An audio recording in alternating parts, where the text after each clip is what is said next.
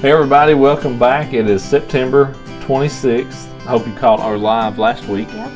Hope it was a really good, exciting one. Yeah, we don't know. So, but you all already do. But well, yeah, mm-hmm. That's right. Yeah. So yeah. But yeah, September 26th.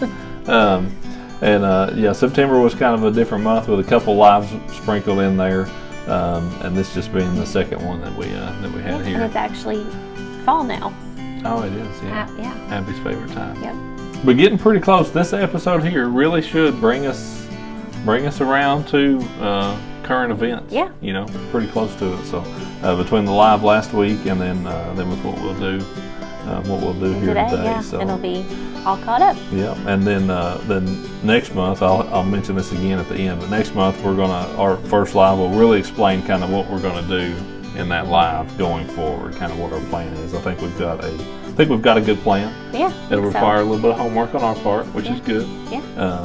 But I think we've got us a pretty good plan. As long as you help do the homework. The verse for today, what we've got is James 1:17. I did the homework on this, and I looked this up, and I picked it out. James 1:17. Every good and perfect gift is from above, just like Jennie is to me. Coming down from the Father of the heavenly lights, who does not change like shifting shadows. But I've always liked that verse, because it is every good and perfect gift is from above, and no question about that. And we have been. God has given us a lot in this world. He's given us way more beyond this world. Oh, yes. But yeah, everything that we have in this world that we think is wonderful, they're pretty pale in comparison to the reality of what will be. Yep. But yeah, we are thankful for the blessings of what we've had in this life. But yeah, kind of catching up. So last week, we talked about the end of 2020, start of 21. Speaking of gifts, I mean, some of those gifts of a cup win, of starting the year on the Bass Pro Tour with a win, and kind of really going through that of Parker having his broken bone, first one in our children. Out of our children, and he handled it like a champ, and it was a minor broke bone, so it was a gift. Yes, it was very minor. It was not any worse than what it was. So. Now, let me say, because in that moment, and when I got home, when we talked about that, of Parker being the first one of our kids that had anything major happen, see if you all can relate to this. Jennie seemed to not grasp this thought process. I don't even know what he's going to say. I know. Parker was 9 at the time, right? Yes, he had not turned 10. So he and Lizzie were a combined age of like 18, really about 19. Yes. Abby was 13 at the time. So you add that together, you get like 22 years. We had been... our kids weren't 22, but we had 22 years of child raising. But 9 of Abby's 13 years, we were raising them all together. But she's another person, so you get to count all her years. Okay. Just like the twins are each a person. I probably argued this point. You did. Okay. So it's like we've got 13 years of Abby. We've got 9 years of each of the twins. All that added together is like 22 plus years of raising a kid, of raising children. And this was the first broke bone. Like I consider in the that. 19 years that I've raised Dot, we only made it about 3 years before he broke his wrist. Right. Yeah, I broke a wrist pretty quick. And Parker did think that was cool. That we had the same wrist. We had broken the same wrist. Kind of the same weird boy thought of, I'm cool, I can do this, and it didn't work. We didn't share this on the last one. Mentioned, like, the next day what he said about how he broke his wrist. No, he said it there. Oh, at the KOC, he got his cast, and he's like, man, he said, when I get this off, I'm going to do that again, but I won't fall next time, Mom. Which is a typical boy thing. I'm like, dude, no. I'll do better next time. I won't fall. And he did. He went to school when he had it off, and his friends routed him out, and he did it. And he landed it. He did. He stuck it. Yep. Anyway. That's a boy thing. So. Yeah, so that's kind of where we ended that's a long recap. Yep. I guess we'll start with Stage 3. Is that what this was? Stage 3 was Florida. Stage 2 was back in Texas. I didn't win again. Oh, it's such a disappointment. Yeah, to go to Austin, Texas. What'd you do out there? Not much. Apparently. Yeah, I think that was my worst tournament of the year, actually. Wheeler won. Yeah, let him win one. Way I to mean, go. he needed to. No, you just set him to steam past you at that point. Set himself. Yeah. But yeah, Lake Travis had an okay tournament. It wasn't good. But yeah, then stage 3 brings us to Harris Chain in Florida, which was where I had my very first Elite Series event. Was there, which was cool. You know, I mean, to go back to a place like that. I had only ever fished, I think, one other Open there since. Something, yeah. Not a place that got a ton of experience, but you know, hey, it's Florida. Now, it was at an odd time of year for us to go to Florida. It was like middle of May, end of May. Yeah, something like that. Yeah. It was it was right towards kind of the end of school, so like mid-May. Yeah, about the second or third week of May. I've never fished in Florida at that time of year. The year before, we fished Heavy Hitters in June on Toho. I'd never been there in the summertime either. That was a disaster. Yeah, that one kind of hurt. But I was excited to go back because, you know, I've always heard that time of year can be really good fishing there. We're typically always in Florida, and it's around the spawn. There's fish spawning, there's fish not spawning. You know, it's always kind of that funky time of year where this is most definitely post spawn. Fish should be feeding. Should truly be easier to catch. And you know, not to get too in depth in it, but I had a decent practice, but had a couple different areas going. One of them was a long way away from takeoff, a long time to get to, and if I went, I was committed. The other one I could have bounced around, moved, done whatever. It was a lot closer. Day one, the better day of practice I had was in the place that was a long way away. I'm like, I'm going to go there. I'm just going to go, but I'm going to stay the whole day. You know, once I put the trolling motor down, I ain't going to pull it up. Well, that was what I did, and I caught 11 pounds or something. I mean, it was terrible. Yeah. I had a really bad day. Weights weren't great. Yeah, so it wasn't like you were way far down, but No. I want to say I was like 28th or something. Yeah, something like that. 5, 6, 8 pounds maybe out of the cut, so it's not undoable. No, I want to say I was Group B. I'm 90% sure I was. So Group A's second day, they blasted them. So we're like, oh man, if this happens tomorrow, you know, Dublin ain't going to be good enough. You're going to have to catch a lot more. And so I made, that first day was so bad, I knew I was going to make a wholesale change. There's absolutely no way that I was going to go back. I had actually, just a little quick thing, and what kind of set the rest of it in motion, where that place was by truck. It was on Lake Griffin. So by truck, I could get back to my truck in like 5 minutes, where in the boat, it was an hour and 20 or something to get back around all the way in the boat. So Tommy Biffle, his wife, picked him up at the ramp. I just caught a ride with them back over. Tommy had a rough day too. He's like, man, you going to come back over here? I said, absolutely not. There's no way in the world I'm coming back to this place. I said, I'm going to fish somewhere else. You know, I'm going to fish on Harris on the next day. So that first day being so bad, had I caught another 8 or 10 pounds, I probably would have went back. I mean, why wouldn't I? You know, I would have been in decent shape at that point in the tournament. So I'm like, no, absolutely not coming back over here.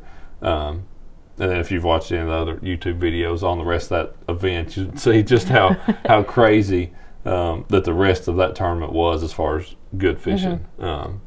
That my second day, I literally just kind of ride around making a lap, looking at Harris, where I had caught fish in practice, and just went fishing. And I literally was looking for birds, looking for a shad spawn going on.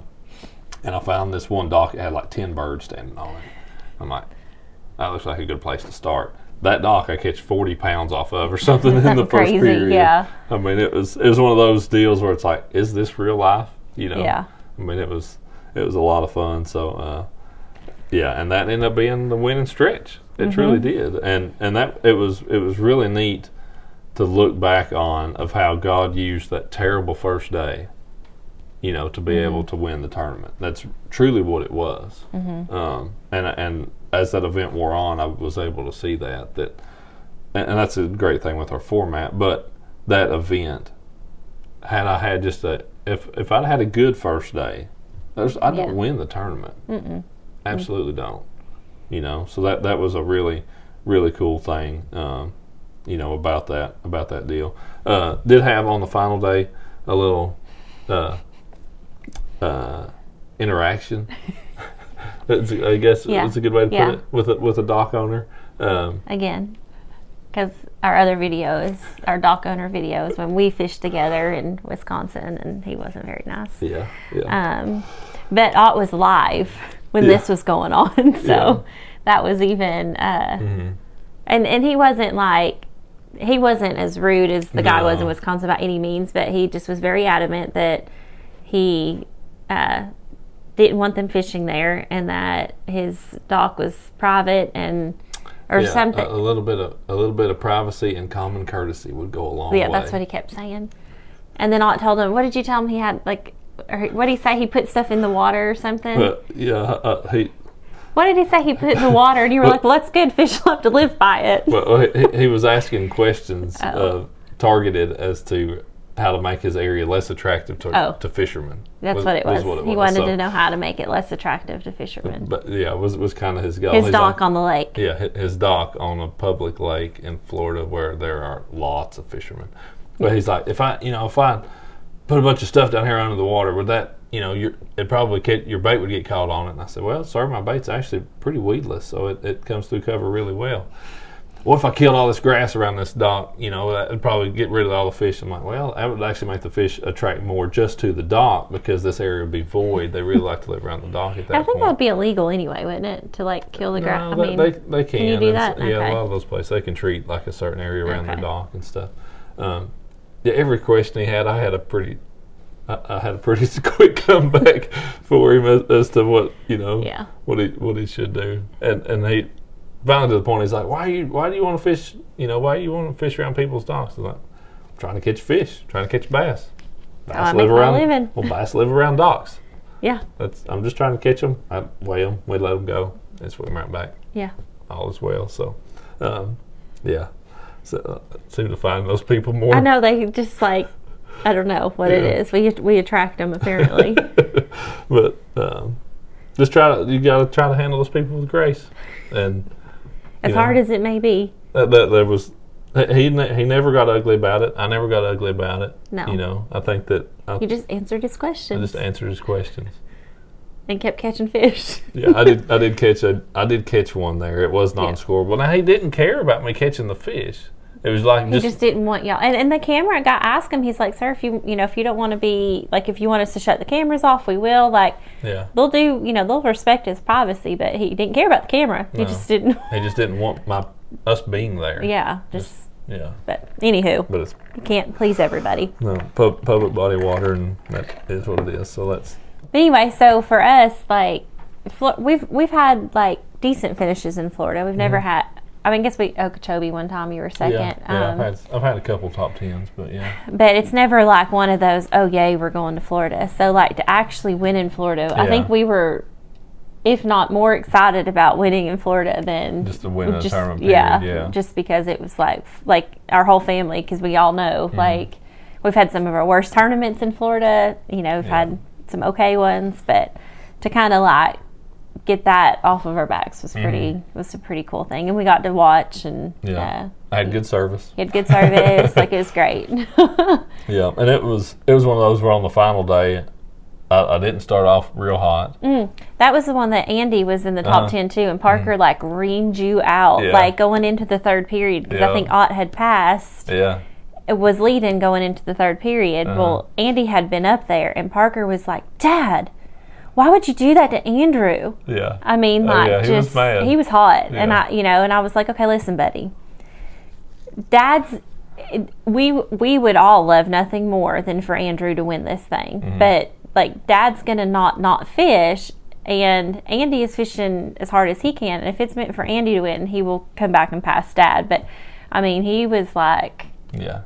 He was pretty hot. Yeah, he was. It was pretty funny how much he and then once he realized that even if Ott didn't win, that if Andy had finished second, he'd probably still be mad. He'd still be mad, yeah. But Bobby finished second, I think, and Andy finished third. Yeah, he might end up. He was third or fourth. But yeah. So once Parker came to that realization that even if Daddy didn't win, Andrew wasn't going to win, and he accepted it at that point. Made his peace with it. Yeah. And that was the second period, I wasn't out of it the first period, but the second period was when I really started catching them, and everybody else kind of started slipping.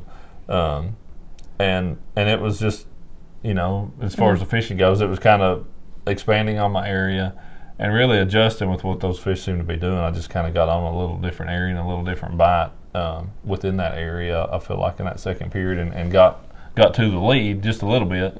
But then that third period was when it really became fun. And a couple memorable fish catches on Slim. One was a big one, like a 512, and then the next one I caught beside that dock was the one that got hung up under the dock and got down in the water and got it loose with my toes. Got a hold of the line. And I need to send that video to you too, Jake. and pulled that one up with my toes. That was first time I've ever done the get out of the boat to land a fish deal. And he used his toes. And I used my toes. So Yeah. So that was a really cool deal. But yeah, once I'd caught those couple and got an 8 or 10 pound lead, I kind of set sail at that point. Went on in. But, that was.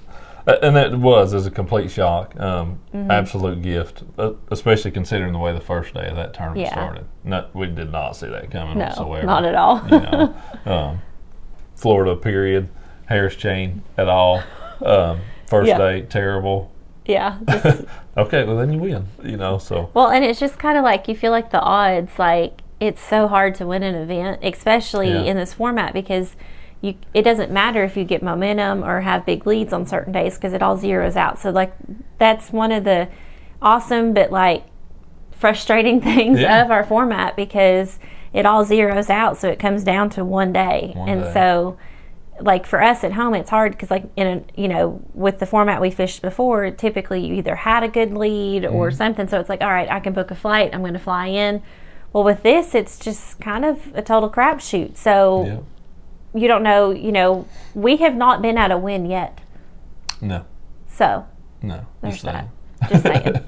Yeah. We've not made it to one yet. Maybe you should come to more tournaments. No, you win when I don't. Like, why would I break that? We just, it's fine. Not able to. No. But yeah, it was quite an unbelievable gift to to finish that up with. So, and then next tournament was Chickamauga, I guess it was. Yeah, probably. So that was the only one we've made it to this year. I mean, I went to Eufaula, but the rest, out of all the rest of them, Chickamauga is the only one that we made it to. But y'all weren't there the whole time. Y'all kind of came and went and stuff. Brought kids back and forth because they were in camps at school, and but they all had birthdays. Yeah. Our kids have only celebrated birthdays home maybe twice in their lives. Yeah. Like, I mean, it's not very much, like their actual birthday. Yeah. We're typically at a tournament somewhere, which is cool because we always have like different areas and different things, different friends and memories in different places. That's one of Abby's second or third birthdays. I remember being at Pickwick. Her first birthday was at Pickwick. Was it her first one? Okay. Yeah, it was her first birthday. Yeah. That's the neat thing with it. It's like, it'd be nice to be home, but it's also cool. It's like, remember this one was here and that one was there, and that one was at the Sabine River. We're still mad about that one. The coolest one, I think that they've probably, I mean, of course for Abby, obviously, but her 11th birthday, she was with Ott's mom in Paris. Yeah. And so, because of the time difference, though, we were in Wisconsin, right, with the twins. Yeah. But because of the time difference, it was Abby's birthday where she was, but it was still the twins' birthday here. And so we were like, you have to call us, this time, because it'll be probably the only time in your lives that you celebrate your birthdays at the same time. Instead of 24 on technically hours the same day. Yeah. So that was really cool. Of that part. But they turned 14 and 10. We had a little, did cake and everything for the twins one night, and then the next morning, I guess we did Abby's. Because I think we had to get her back for rodeo on her birthday. Yeah, that's right. So, it's always a lot of fun. Daddy was in charge of decorating the cabin. And we walked in and they said, oh, guess Dad did this. Well, I did some.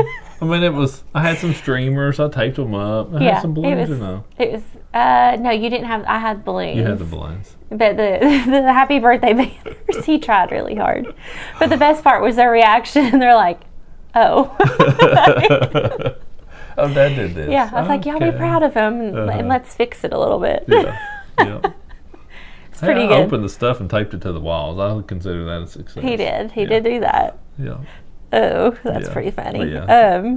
But yeah, so they'll remember that. Oh, yeah. The one that Dad decorated. Or tried to decorate, as Parker says. Yeah, tried to. He tried to decorate. That was their double-digit birthday. Yeah. That's pretty good. Sure.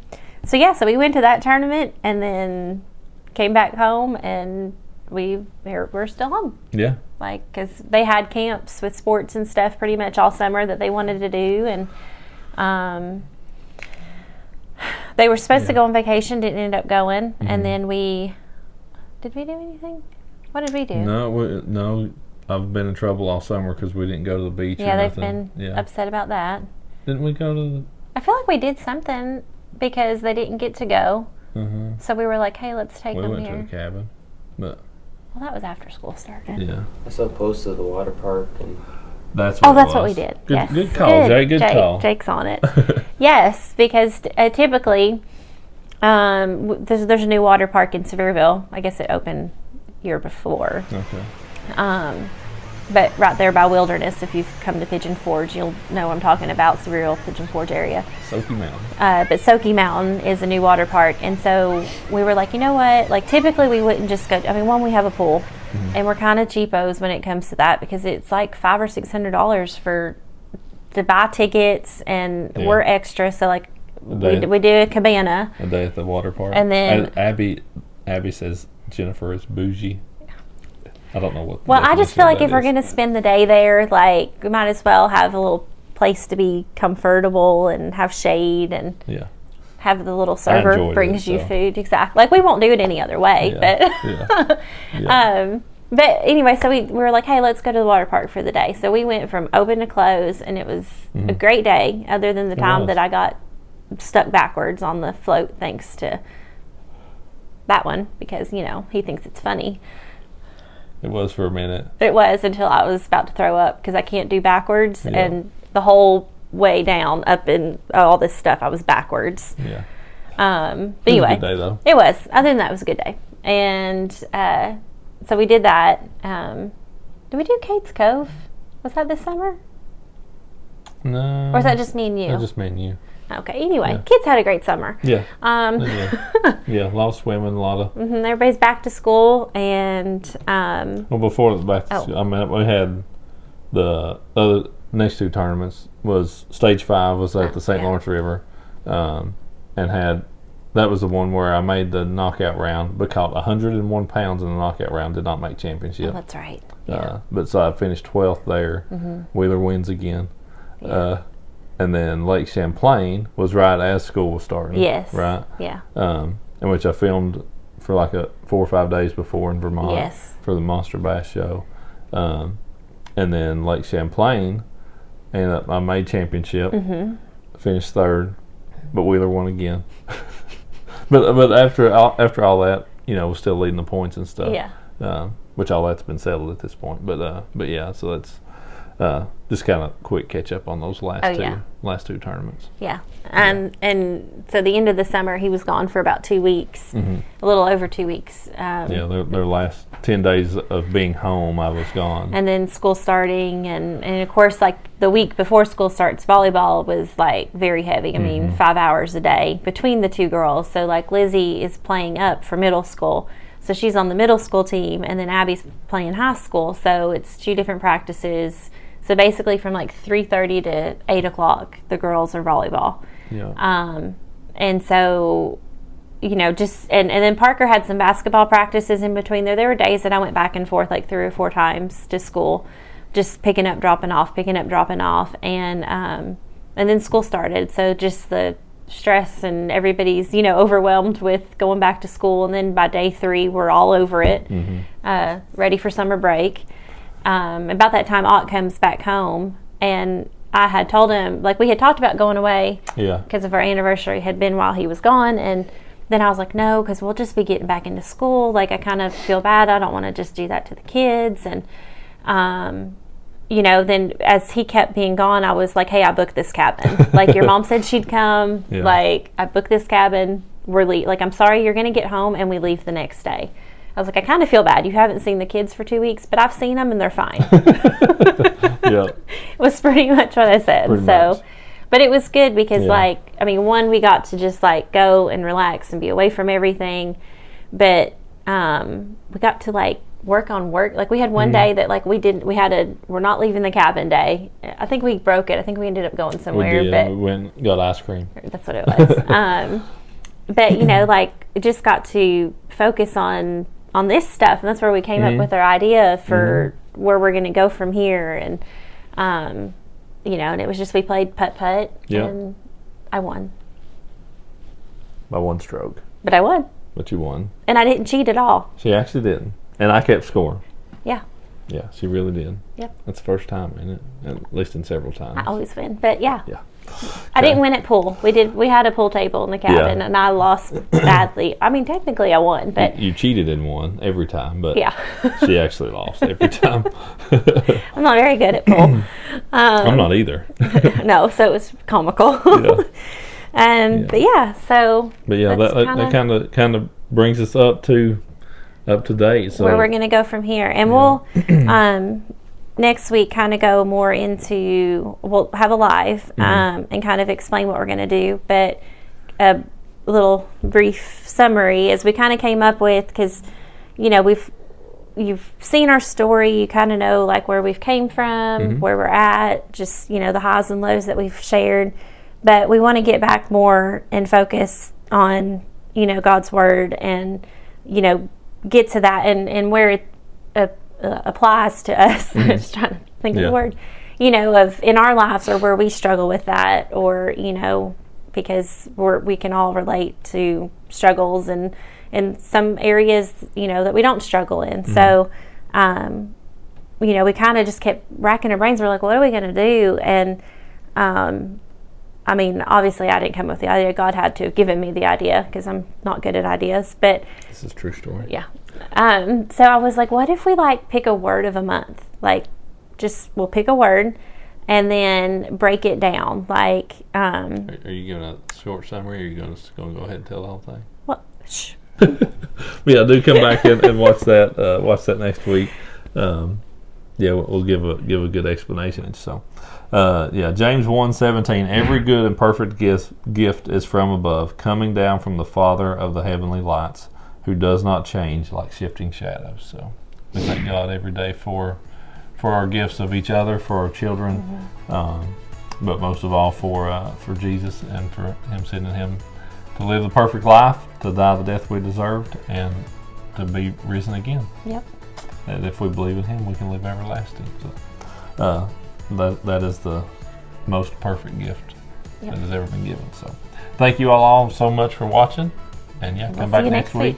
And Jennie can fully discuss what our plan is for life.